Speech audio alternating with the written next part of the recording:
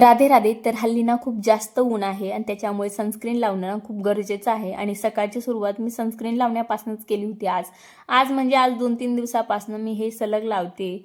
आणि खरं तर उन्हाचा जो रेडियन्स असतो ना आपल्या स्किनसाठी बिलकुलसुद्धा चांगला राहत नाही.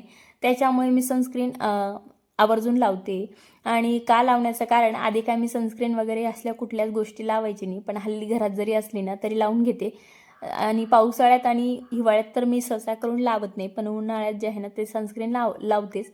कारण की ज्यांना पिगमेंटेशनचा प्रॉब्लेम असला ना की त्यांनी आवर्जूनच सनस्क्रीनचा यूज करायला पाहिजे, मला असं वाटतं. कारण मला सुद्धा वांग आपल्या भाषेत म्हणतो आपण, तर तशातलाच प्रकार मला थोडासा झालेला. आणि मी डॉक्टरांकडे ट्रीटमेंटसुद्धा लावलेली, पण बऱ्यापैकी फरक पडला होता. पण मध्येच ना त्यांनी दिलेला एक ट्यूब जो होता ना, मला असं वाटलं चांगलं झालेलं, तर मी मध्येच बंद केला.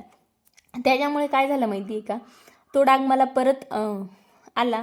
पण मग आतावर याच्यावर काय सोल्युशन म्हणून मी बऱ्याचशा काही होम रेमेडीज केल्या, पण त्याचा बी मला काय एवढा खास असा रिझल्ट आला नाही. तेव्हाच माझ्या एका मैत्रिणीने मला सांगितलं की असा एक फेस पॅक आहे की तो लाव, तुला बरं वाटेल आणि रिझल्टसुद्धा छान येईल.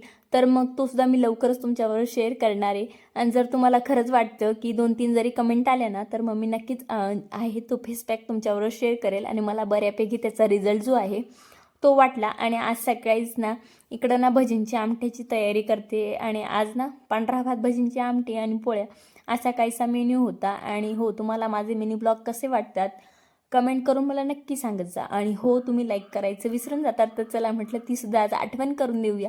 तर लाईक करायला अजिबात विसरू नका. आणि भजींची आमटी आहे ना माझ्या लहान मुलीला खरंच खूप आवडते. सासू सासऱ्यांना तर आवडतेच, मला ना ना थोडीफार आवडते, कधीतरी आवडते.